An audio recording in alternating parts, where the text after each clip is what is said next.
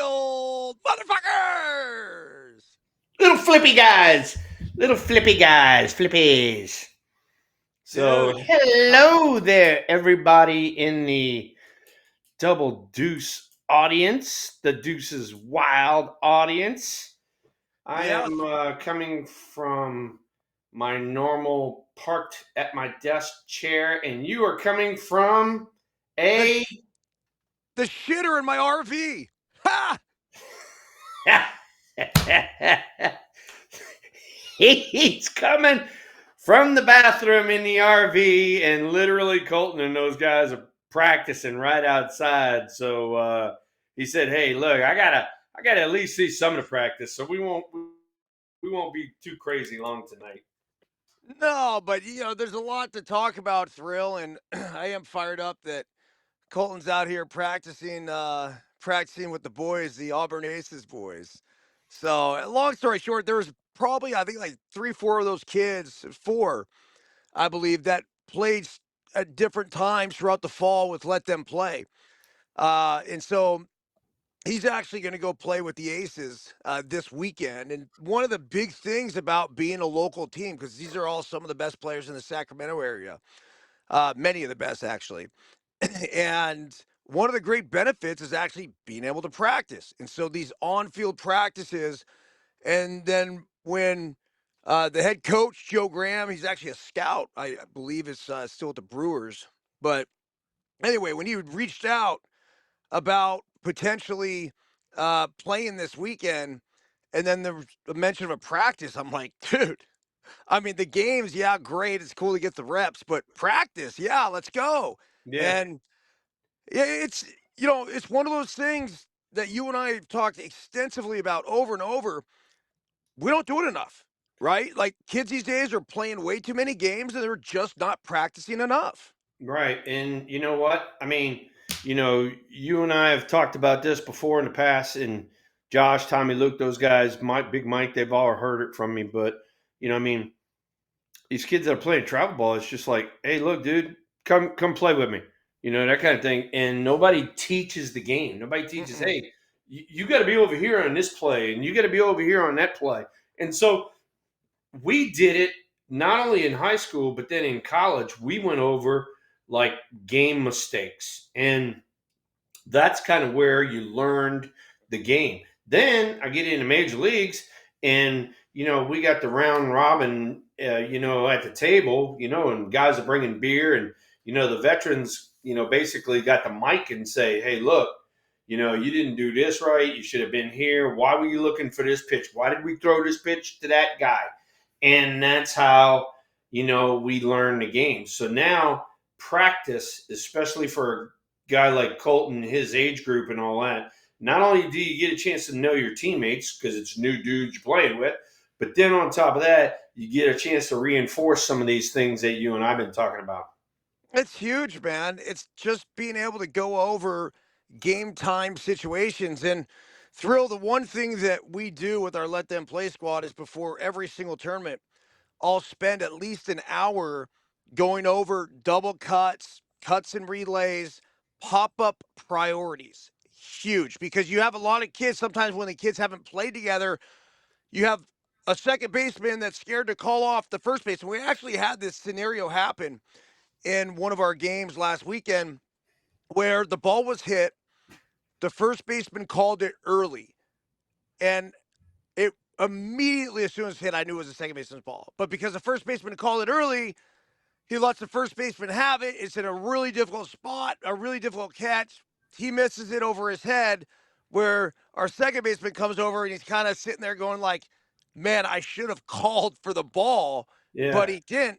But those are the type of things you learn when you're able to practice together because you're putting that ball in that area and getting used to, and even the terminology there, you're going to say ball, ball, ball, or I got it, I got it, I got it, which is typically the universal Pro Bowl way of yeah, calling for a yeah. baseball. And you know what? I mean, you and I talked about it, but played at Candlestick. I mean, we shot pop ups damn near every day in spring training, and it was for exactly what you're talking about. It's pop up priority. That's first Mm, off, but then second off is, and you even mentioned this, when the ball goes up, it's not. boom, it goes up. I got it. I got it. No, no, no, no. Let the ball get up there. Let the ball determine what's going to happen, whether the wind gets it or not. And like you said, then somebody call it. So Mhm. like the first baseman calls it early because he sees it going up. He doesn't know the trajectory. When he gets to the top, now all of a sudden it becomes the second baseman's ball because it's further away from him. And so Mhm. that's one of the big things was don't call it too early. And then for us at Candlestick was, I got, two or three guys chasing every fly ball. So we're all talking the whole time. So, it's, hey, do you have it? Ball's drifting your way. No, ball's going back towards you, that kind of thing. So that's another thing that I would harp on with the kids is don't be afraid to talk. While you're out there, have a big old ass conversation about that ball in the air right there. Bro, this is everything we just went through. Colton was the one. He was at shortstop during the All-State games, and there was a ball that was hit up in the air. And we just had a scenario where we had a ball fall that nobody called. And it wasn't even on that part of the field. But now the ball's hit. Colton's playing shortstop. He calls it right away. Well, this thing was hit a fucking mile high and drifting right at the second baseman. So he comes running over like this and almost has to lay out to make this catch. And I'm like, dude, don't call the ball that early. Give it some time. At some point, trust me, yeah, someone's going to call it and take Yeah. charge. But let's figure out where this thing's going to be, especially the ones that are super high. Yeah. Yeah. Ted, to answer your question, when you're on the field, especially in a normal regular game during the year, hearing your teammates is not that tough. Because when you're running, when you're chasing it, I mean, everybody's getting closer and closer. So and then one of the things that we did just because of the wind blowing so much at Candlestick, we were loud. We didn't give it one of those. I got it. I got it. I got it. It was like I got it. I got it. I mean, we were loud.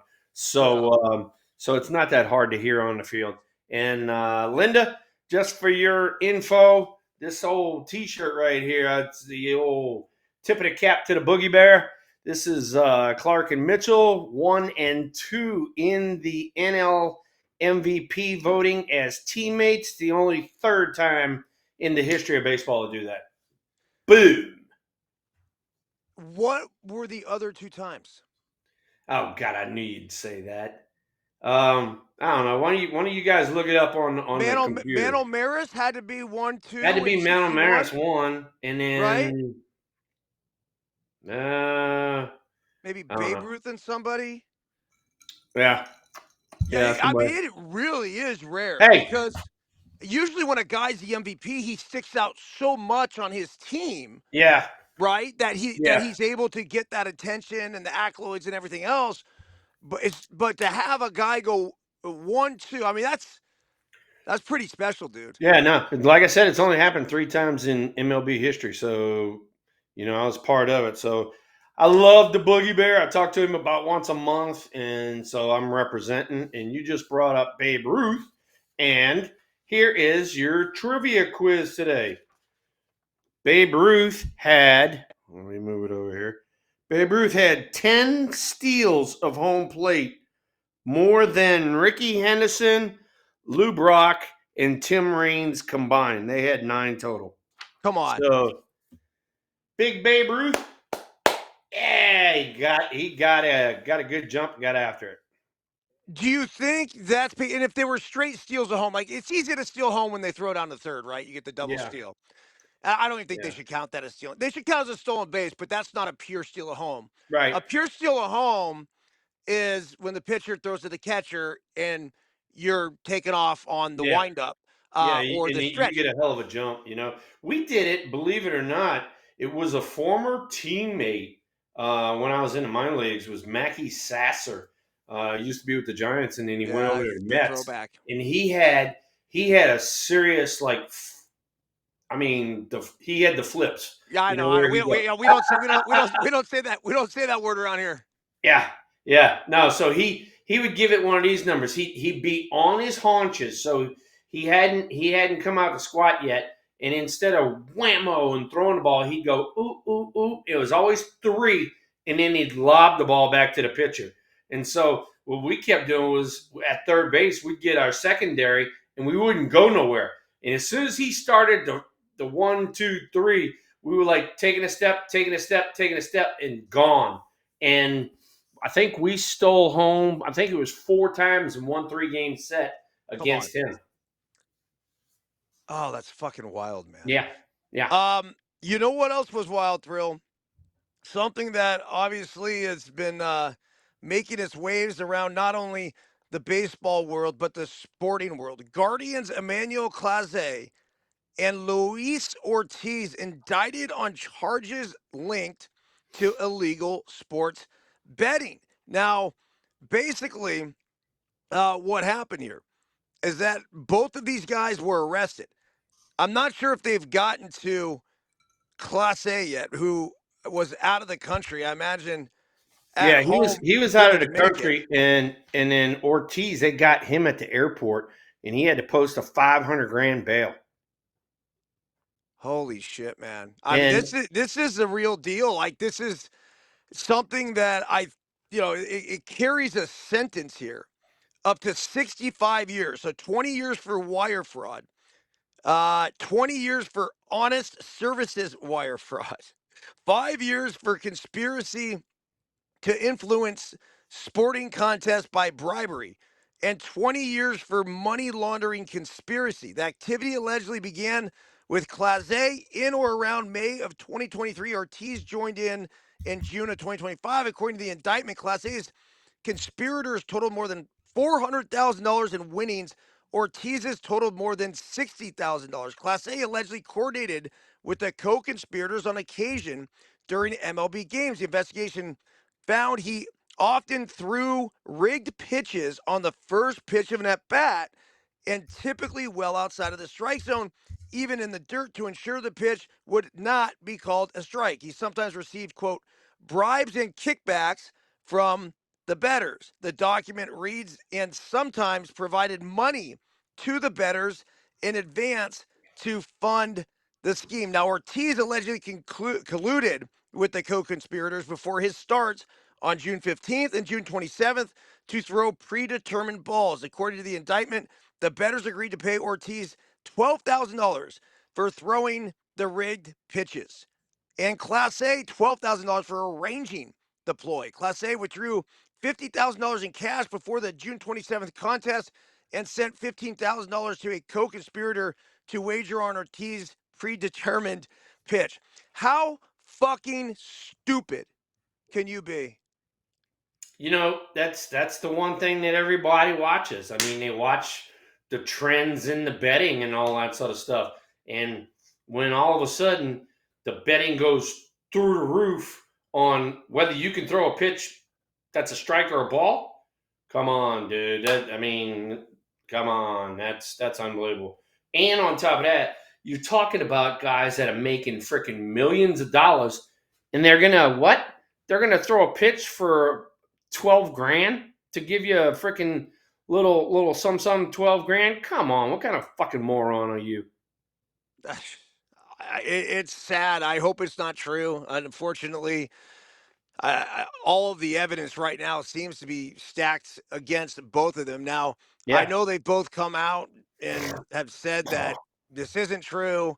I don't know what their stories are going to be, but if anything, I know Major League Baseball Thrill will certainly use these two as an example if they are found guilty with these indictments, and they'd be banned for life. And yeah, it's just for Clase, for both of them, it's yeah, just careers throwing down the fucking tube for what? For 12 grand? yeah. For chump change, and that also leads to basketball and Chauncey Billups and Oh, that fiasco that's going on over there. And I mean, you know, you and I have talked about it, but and we might make light of it, and you say, "Oh, I bet this game and I bet that game, whatever."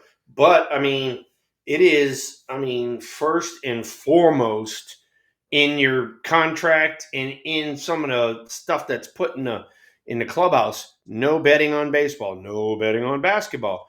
That kind of thing. I mean, that's like I mean, look at what happened to Pete Rose. Look, he's dead and in his grave and still ain't in the Hall of Fame, and he's the best that's ever been at getting a base hit. So this bullshit right here.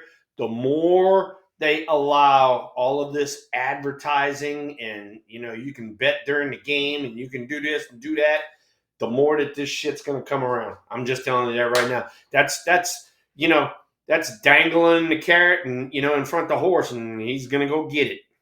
Okay, but the issue is that these guys are major leaguers making millions of dollars.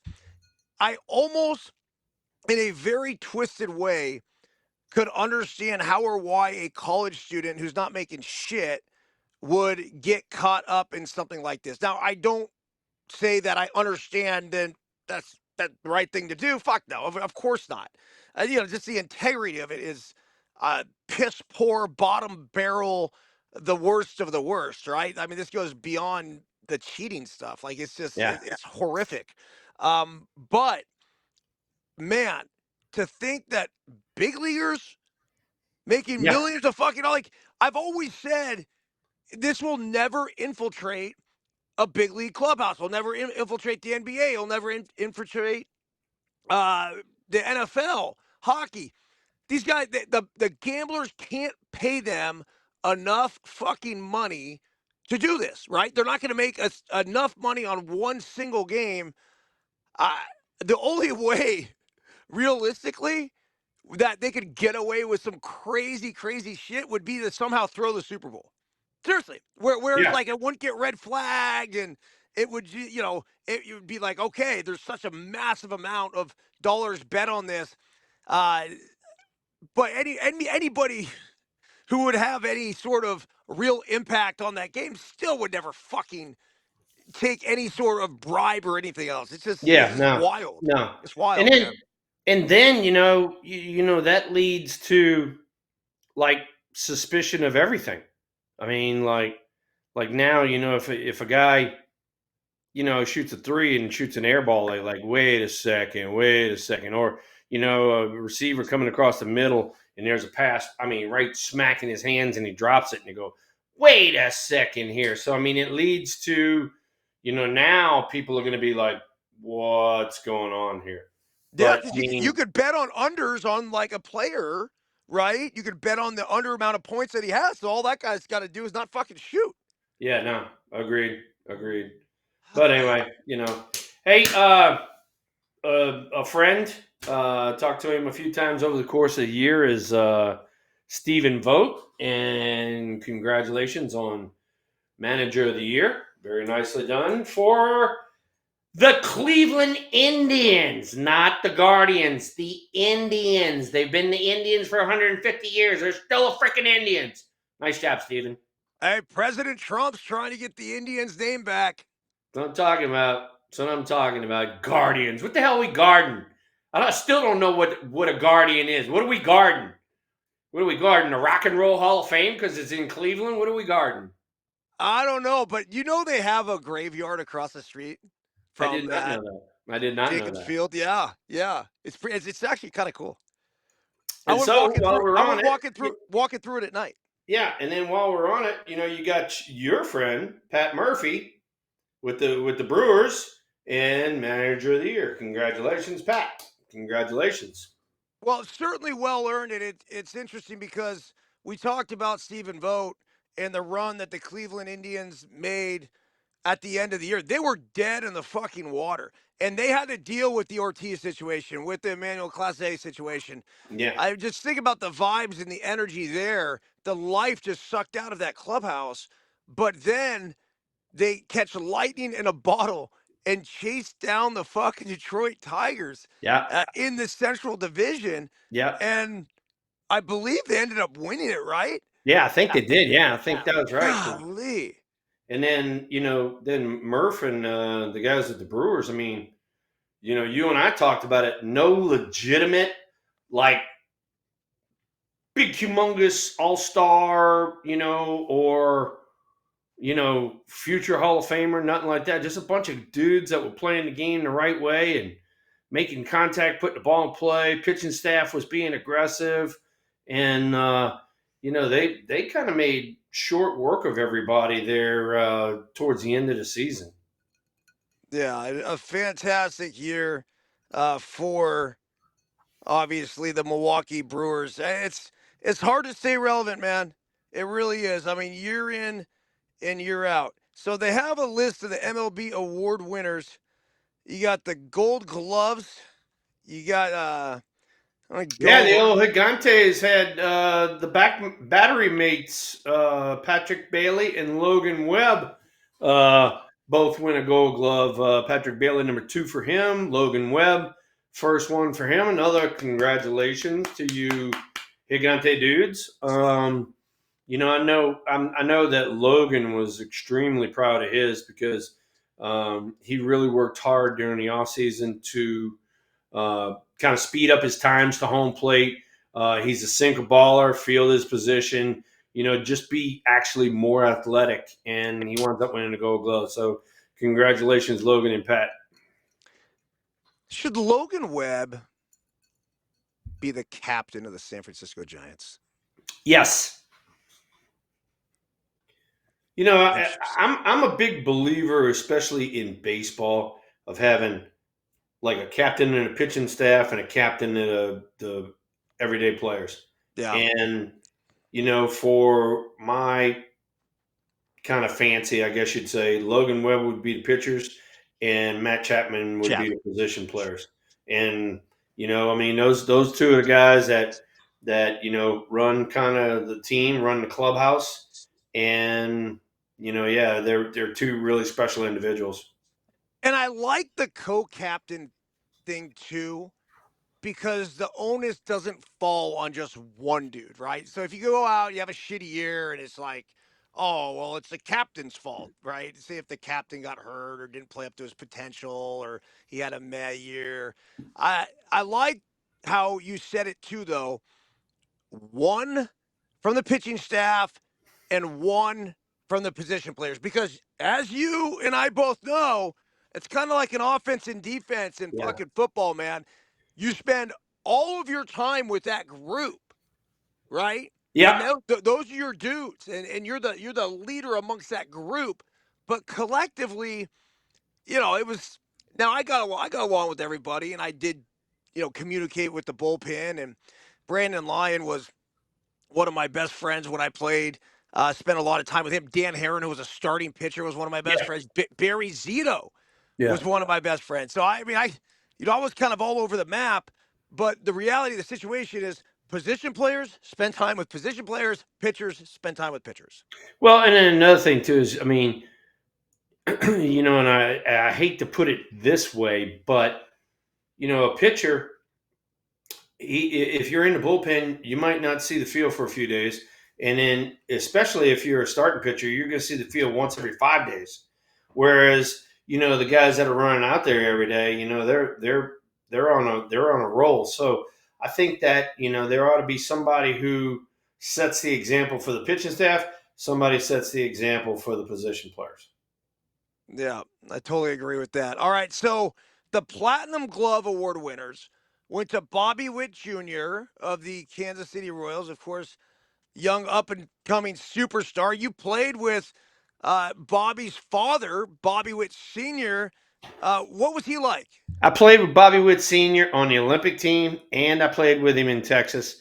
The funniest human being on the face of the planet. He could make you laugh at all times, and he was the guy that always kept the clubhouse really loose. And we're talking about, you know, here I am. I'm more Mr. Intense. Let's go, boys. Come on, let's go. That kind of thing. And Bobby's like, screw it. One of those numbers.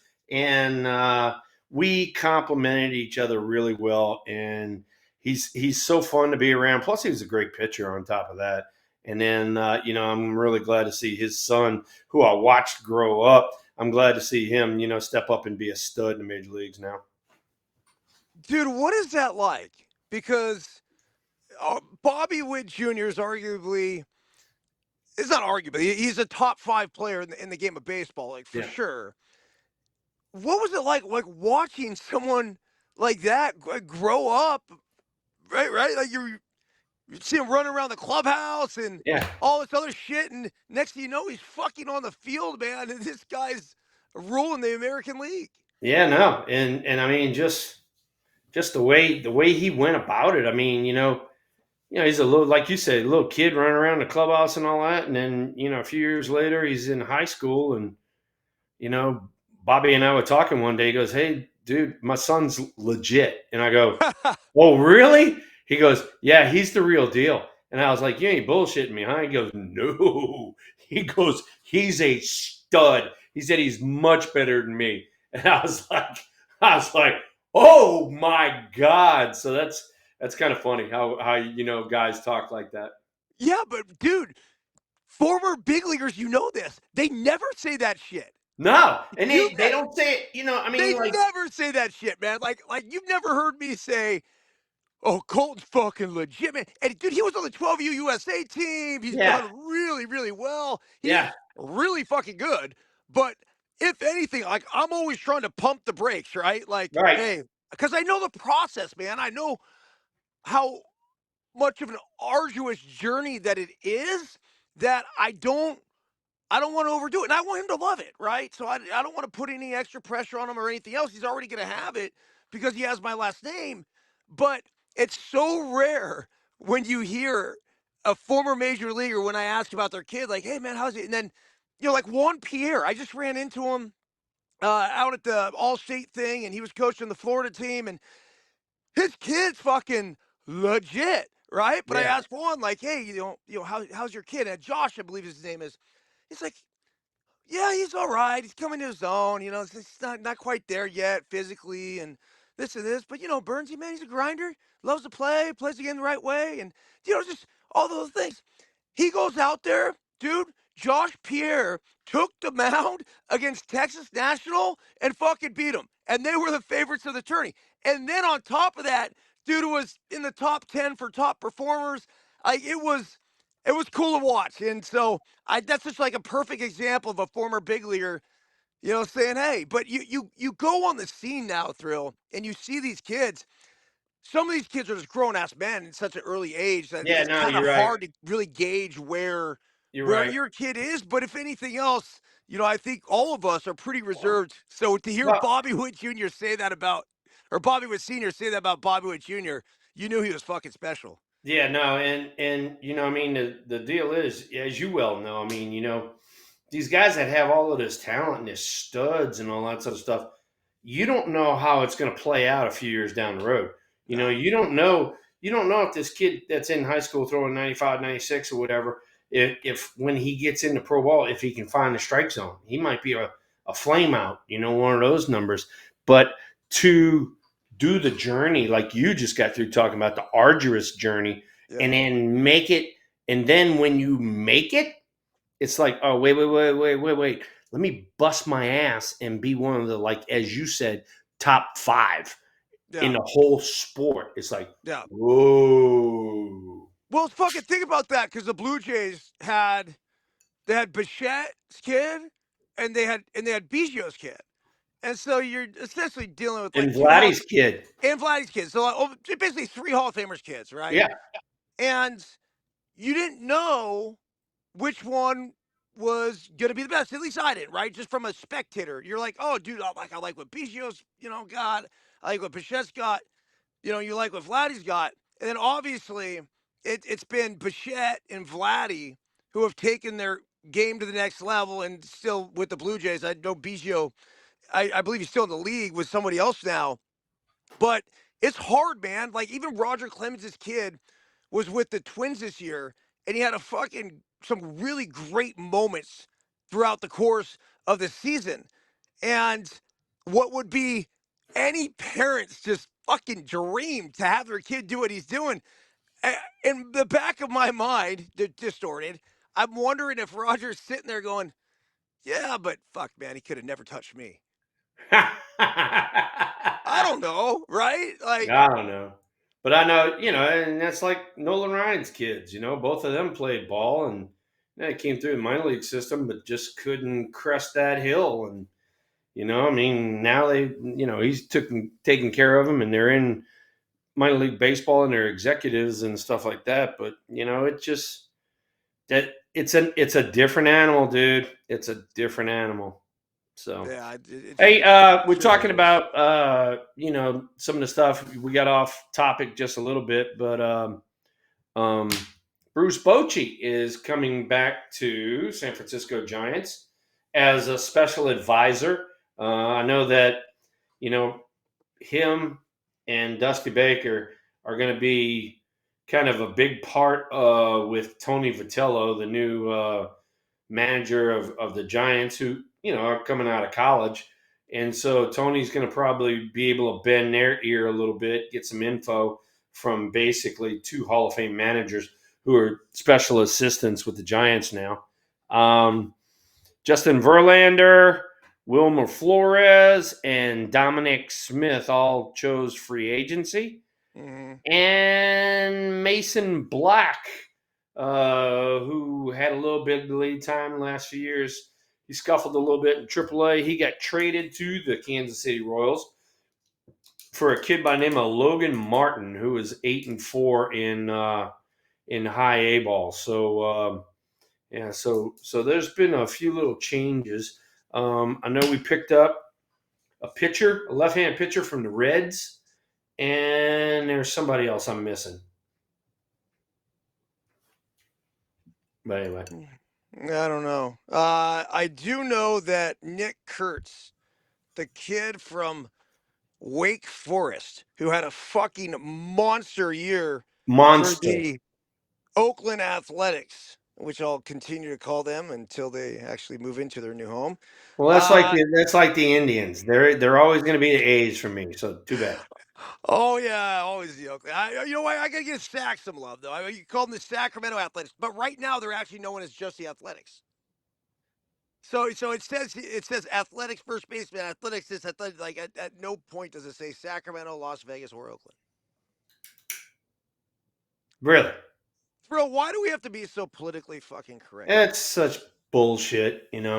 That's why people love you and I when they come on and they watch us or they watch some of our clips. It's like we fucking tell it like it is. We cut through all the bullshit, and people appreciate that. So anyway, Yeah, but it's hey, did important, man. is Kurtz? He's got to win the rookie of the year, don't he? Yeah, he did. He Oh, okay, did. all right, So good. they started the awards. So they did the Gold Gloves, they did the Silver Sluggers, um, they did the Platinum Glove Award winners, and that was Bobby Witt Jr. I just mentioned that, as well as Fernando Tatis Jr. from the Padres. What a fucking athlete Tatis Jr. is, and Yeah, I mean another son of a longtime big leaguer. This guy was shortstop to third base to right field, and it just goes to show you that baseball players fucking play baseball and play yeah, multiple positions. And so if you're a kid at home and you're trying to figure out, oh, where am I going to play? And I want to be a shortstop or whatever, dude, the best thing you could do for yourself, even if you are a shortstop and the guy, go play another fucking position because you never know. You never know when at some point in your career your ass is going to get moved off of shortstop for one reason or another. And you might be the best shortstop. It might be that that shortstop can't play another position as well, right? right. So to be an ultimate team guy, you got to do it. And Fernando Tatis Jr., who's taken some flack, he was suspended for PEDs. He's still, Thrill, one of my favorite players of this generation. Plays the fucking game hard, man. Gets after it, and he had a hell of a fucking defensive season. Hey, why do they have a platinum glove? What is So that? that it's the best of the best. So it's like the one award winner. All right. Makes sense. So it's like the defensive player of the year in the American League, Bobby Witt Jr., and National League, Fernando Tatis Jr. Yeah, and that kind of speaks volumes right there for Tatis, believe it or not, because I mean, what's it? Second year in the outfield. I mean, Yeah, before that he was an infielder. yeah, it's crazy, man. Yes, I mean, It so that really that is. just shows you what kind of athlete he is. You know. Yeah. So Um.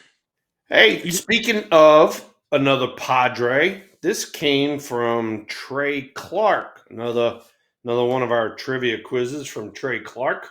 I love these. Yeah, this is a guy who was on the Olympic team with me in '84, and actually got he was one of the last five guys to get cut before we went to the Olympics.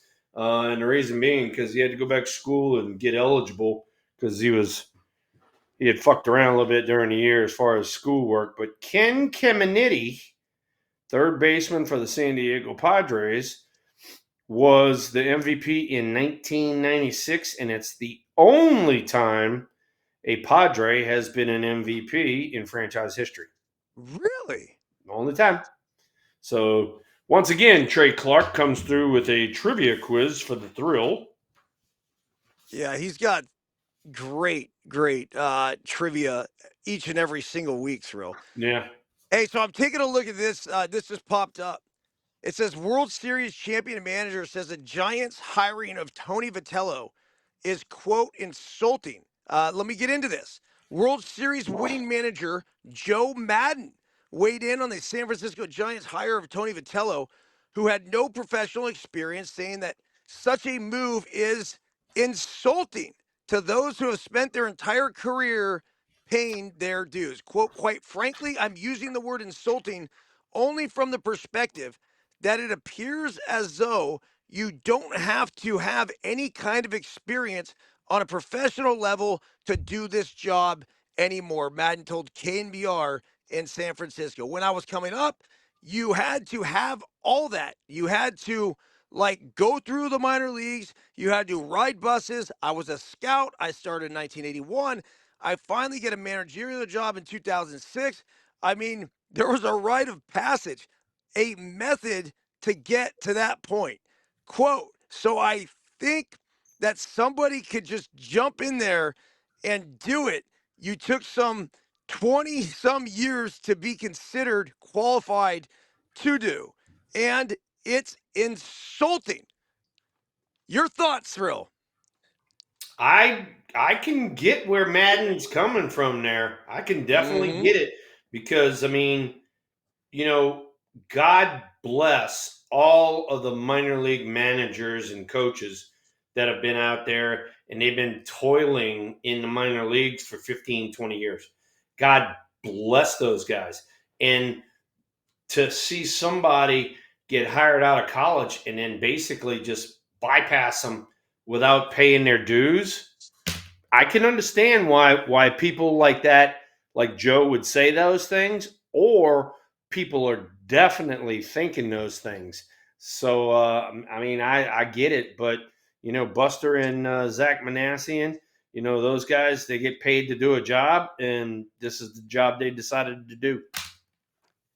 I 100% agree with Joe Madden. That said, I also 100% agree with Buster Posey going out and making this move. Now, is it insulting to guys who have been there fucking grinding, started in the lowest level of rookie ball to go to A ball to double A to triple A to be anything from a fucking hitting coach to I mean, for all we know, a clubhouse attendant to a, it does a bullpen coach here, there, manager. Like, it's just, they've done it all, man. And a lot of these guys, too, not only have done it within an organization, but they've gone to Mexico, they've gone to Dominican, they've gone to Venezuela, they've gone to other parts, other countries, other places, and they've dedicated their entire life to this fucking game. That said, this is an outlier, man. This Yeah. is a guy that I think is different. And this is somebody that I think has the ability to help change the way professional baseball is perceived. I think I mentioned last week, I'd like to see a little more of that college baseball fucking rah rah in there. I think it'd be good for the professional game. Whether or not Tony's able to bring that and is able to be solidified and in lasting within that Giants organization, I have no idea. I like the hire. I still will tell you, I shocked that Tony Vitello left fucking Tennessee to take this job. Still shocked. Yeah, and Shocked. I mean, he was getting paid $3 million, and I think the Giants basically gave him 3.5. So it wasn't that much of a bump up. That's first off, and then second off, you played in California, and you're gonna get taxed through your fucking ass. So but the making it on the backside is kind of still there. So anything. While we're talking about that, another hire, and this one is close to me, believe it or not, is Blake Butera, being the manager of the Washington Nationals. Blake, his dad was Barry Butera, who basically taught me how to swing a baseball bat. And Really? Barry was at the Jersey retirement. I even talked about him in my speech. We're still really good friends till this day. Blake was a player in the Rays organization and then became a manager, like a young manager, like I want to say 25, maybe something like that. And then he won A ball, won another A ball. Then he became into the front office, like minor league director, those kind of things. Mm-hmm. And in the Rays organization, he was really well respected, and the Nationals went and got him and made him a manager. And at 33, he's the youngest manager in the major leagues. That is awesome that Yeah, you have somebody that, has dedicated a lot of their time going through the process. And I think there's a process for all of it. Obviously Tony's Vitello's process has been, through college baseball. But he definitely is a leader of men and knows how to coach. Thrill. I played for a 34-year-old manager, and it was a former teammate of mine in AJ Hinch. I can tell you that it's really, really difficult for somebody that young to command the respect from everyone else in the room. Does that make sense? that makes total sense, and I completely get it. I completely get it. Um, the only thing that I can think of is, you're just gonna have to prove it to them. Hey, look, I'm making the right decisions. I'm putting the right people out there every day. I'm making the right pitching changes, that kind of thing, and maybe that'll command the respect. Maybe it will, maybe it won't. I don't know. Hey, It worked hey, hard for Austin. AJ. Now, for AJ's first job, Yeah, it didn't go great in Arizona. But then after that, the Astros, fucking world champion, man, yeah, right? yeah, Doing wonderful things now with Detroit. And even AJ would tell you, he goes, I was too young, not enough experience. yeah, That was it. yeah. No, I get it. Hey, Austin came on here and he even said, "Did Pat Murphy? Did he go straight from ASU to the MLB, or did he No, do some time?" no. Oh, fuck, man. He went from ASU to the minor leagues in the Padres. And I think he started like A ball, double A, triple A, won everywhere he went. And then he became the Padres interim manager when, I don't know, they fired somebody. This is probably about 8, 10 years ago. And then when Craig Counsell got the job with the Brewers, Counsell brought Murphy with him Okay, I got you. to I to got the you. All right. Brewers. And then Okay. obviously was a bench coach there for however many years, and then eventually got that job. But Murph's one of a kind, man. That's Really good. is. That's good. All right. Anything else pertinent, Thrill, you want to get off your chest here? I mean, we just got through with the World Series. Another, Trey Clark quote from me was, he said, "Dad, nobody throws a complete game anymore." And I go, "I know, Trey." I said, "They got matchups and all that sort of stuff that they're doing." He goes, "That not Bob Gibson." And I go, "All right, fire away. Give me the stats." So here is Bob Gibson's World Series stats: 9 games, 8 complete games, 81 innings pitched, 92 strikeouts, and a 1.8 ERA. Stupid. It's unbelievable. Unbelievable. You know, I I mean, mean, it sounds like Yamamoto shit. yeah, no, exactly. Really, right? Exactly. Yeah. Yeah. I mean, I hate to say it, but I mean, you know, those kind of numbers we'll never see in baseball anymore. And, you know, it's a shame because I mean, the manning up and getting after it and no, I'm not coming out of this fucking game. That's kind of gone now. I mean, I hate to say it, but it's kind of gone. So So Craig Stammen, hired by the Padres as their next manager. This is a former relief pitcher. Trevor Hoffman speaks really highly of him. It's interesting because it's kind of like out with the old school, in with the new. You have somebody taking over with no real experience, and then you have a guy like Mike Shield, who that guy's a fucking a baseball lifer. yeah. But are we getting rid of that baseball lifer though? When you look at it and you look at some of these new hires, I know Walt Weiss got hired too, which is great. But it's Walt Weiss got hired by who? let's see here, dude. You know there are 10 managerial changes. Fucking 10. A third of the league changed managers. This is why I'm gonna go back to it again.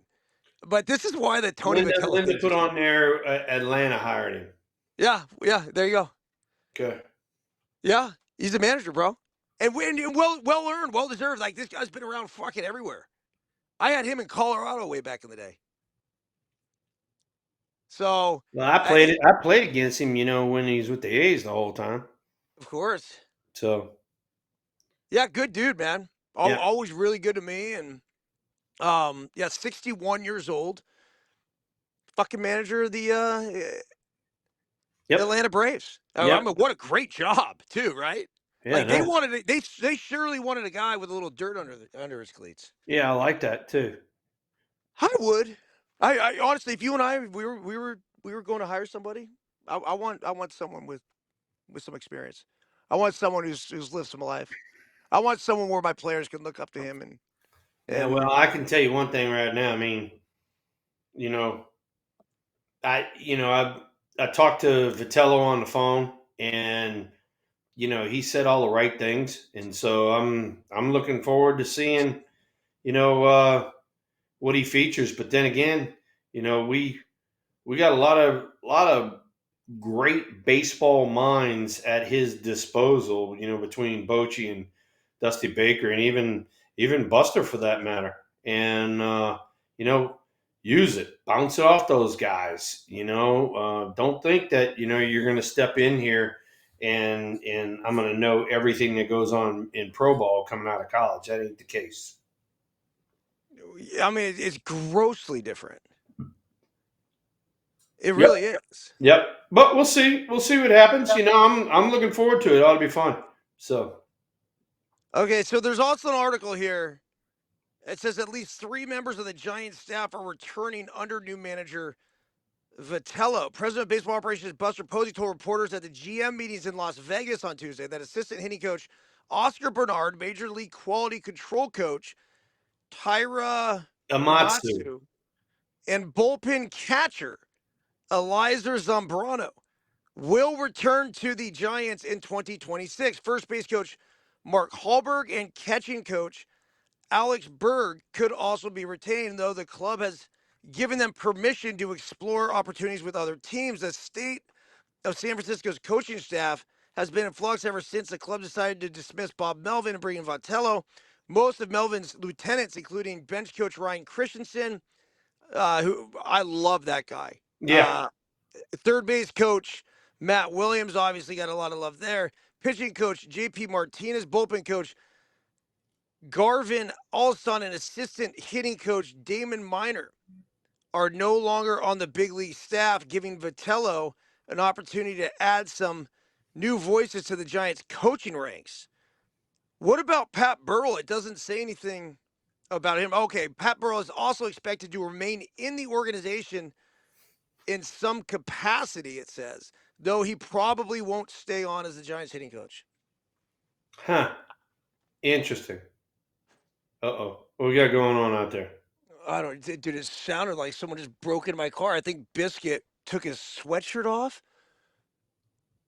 and grabbed his water bottle. I mean, this is in and out, man. Hey, you know, Pat and I have been talking, and he was under a cloud, and he couldn't have any. He didn't give me any info whether he was staying or not. And then, yeah, I mean, they made all those changes right there, and the Amatsu, and then the other two guys, the hitting coach, he worked with the Spanish guys a lot, and then the other guy was bullpen catcher. So yeah, so they got rid of the head honcho dudes, and so it'll be interesting to see who they hire. And then I know that Hallberg, first base coach, is real good friends with Buster. I think they played together at Florida State, and then Berg, you know, he's like best friends with Bailey. So I don't know if this is a package deal or what. Oh, fuck, man. I mean, it's it's the nature of the beast, and I would tell you that if I was Tony Vitello, like I'd want a lot of say in who my guys are going to be. And you know what's interesting though? I will tell you this: when Dave Roberts got the job in Los Angeles, Bob Guerin was the runner-up for that job, Yeah. and they basically went to Dave and they said, "Hey, look, Bob Guerin's going to be your bench coach. You won the job. You're going to be our manager, but we like this guy so much that we want to retain him, and we want him to help you out." And that has been a fucking beautiful marriage, obviously, as they're a few World Series deep now. I mean, it's 3 World Series later. Isn't that crazy? I mean, just like that. It's a fucking dynasty, dude. Is it a dynasty? Are the Dodgers a dynasty? Well, I mean, if you look at it here the last few years, yeah, for sure. And you look at it over the course of their, existence. I mean, they've had a ton of World Series, experience. So, yeah. I mean, they put up the numbers every year, and they make where they need to go, and they've won two in a row now.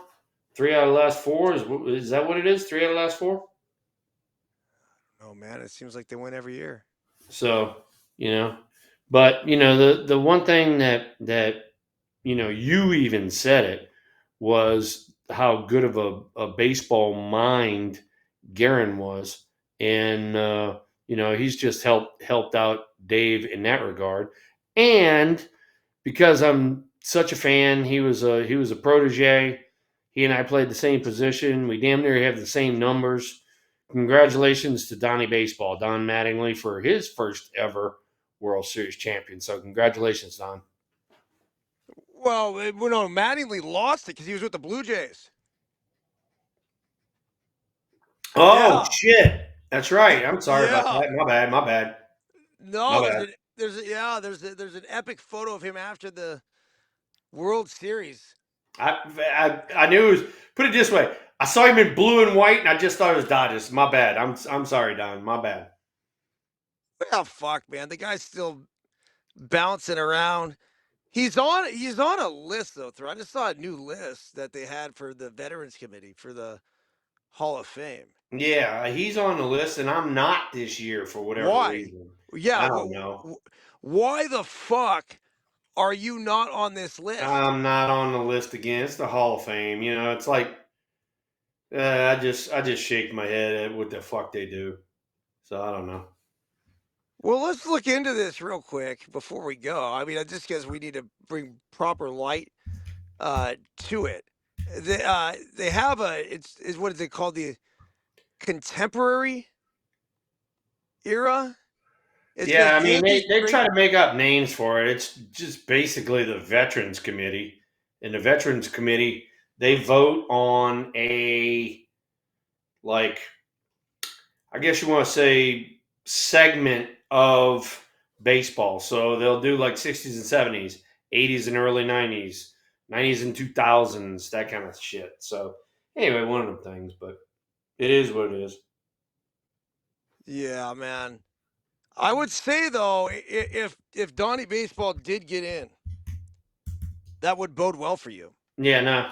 I like you guys are fucking right there. Yeah, I mean we're right there. And then, I mean, if you look at Edgar Martinez, Scott Rowland, Harold Baines, and you break down their careers year by year, it's like Don and I got the same stats as those dudes. So, Well, two of those and guys, two of those guys with DHs. Donnie and I played every day.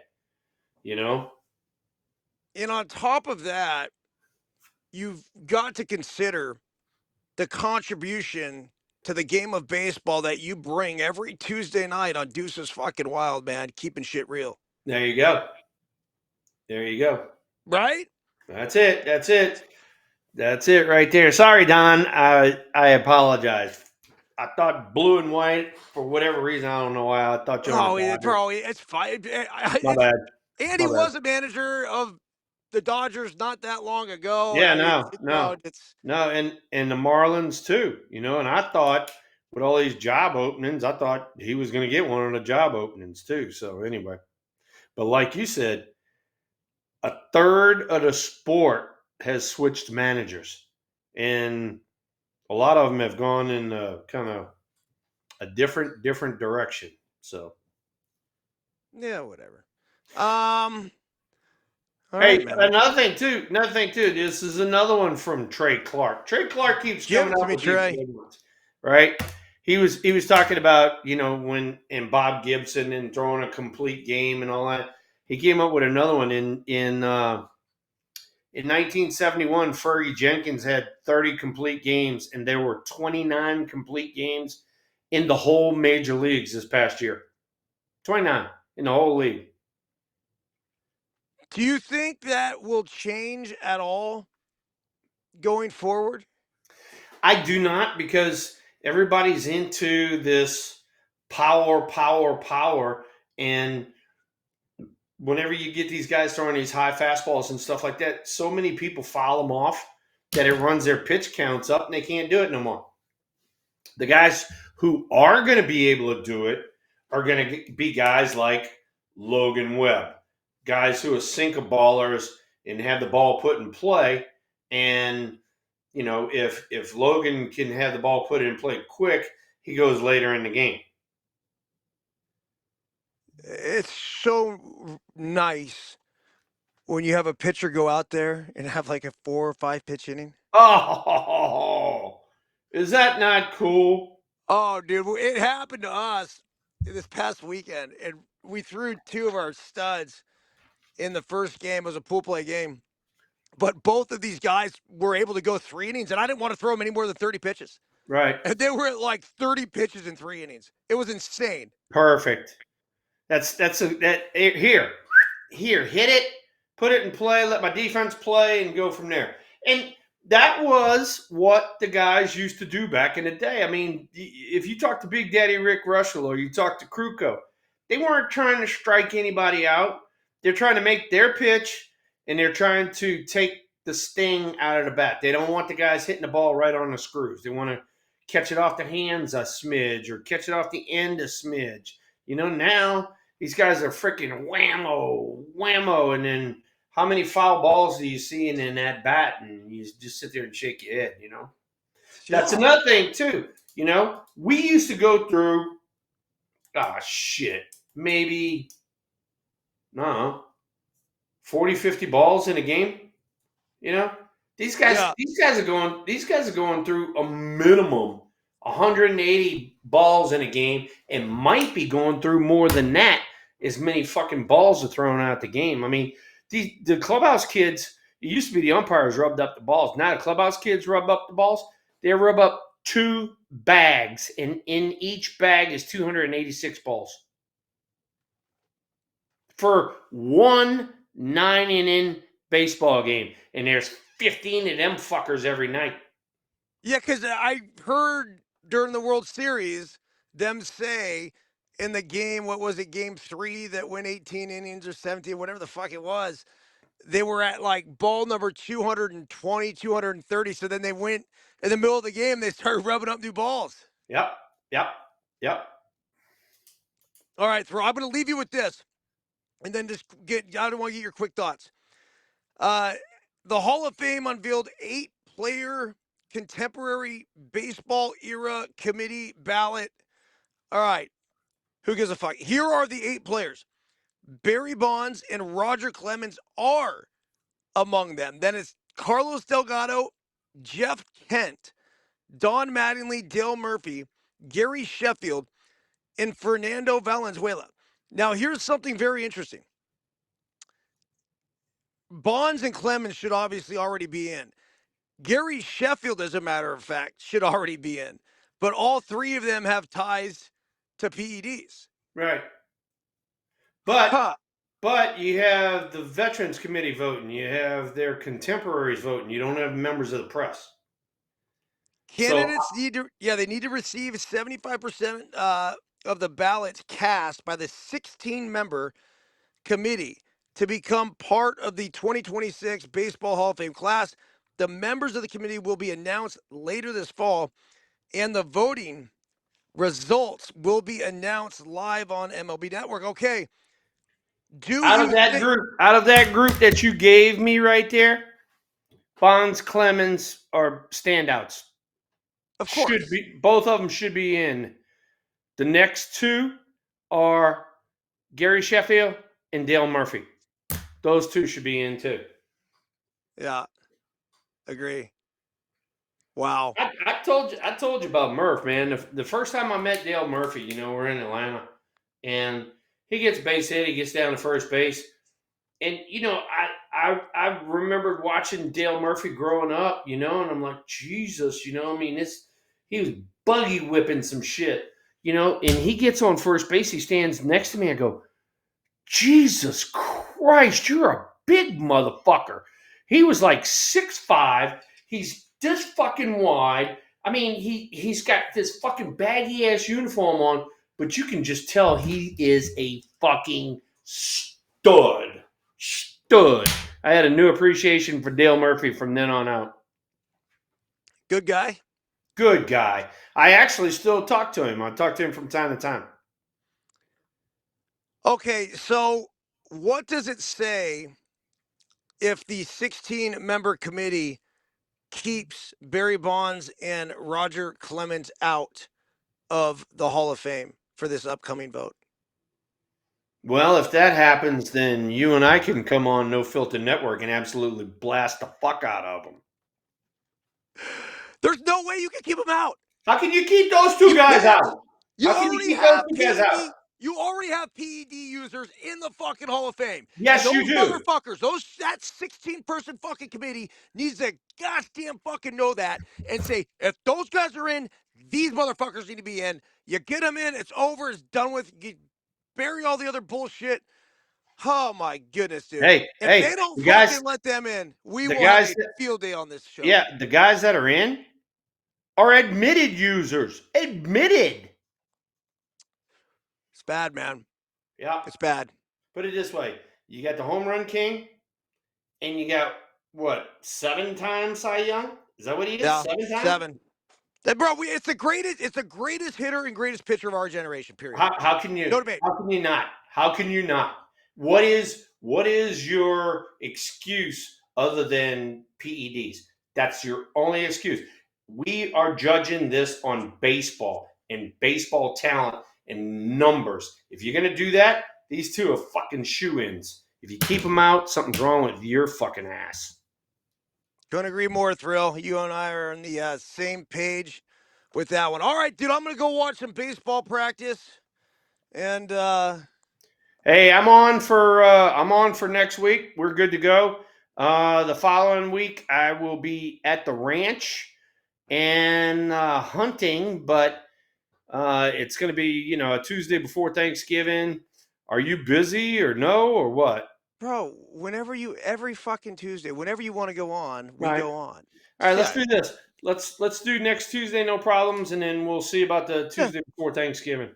Then we'll figure it out, man. And if it doesn't work out and you want to bail last minute, it's not, it just gets in the way. Or if you want I'll have my iPad with me, and we'll play by ear. We'll see. yeah, or you want to sit down, we have a Yeah, I cocktail and mean, fucking talk shit. It's what we do, man. who knows? I mean, we might be doing it by the skin and shit. They have fucking the Rev, skinning a deer behind me Yeah, while I'm doing the program. yeah.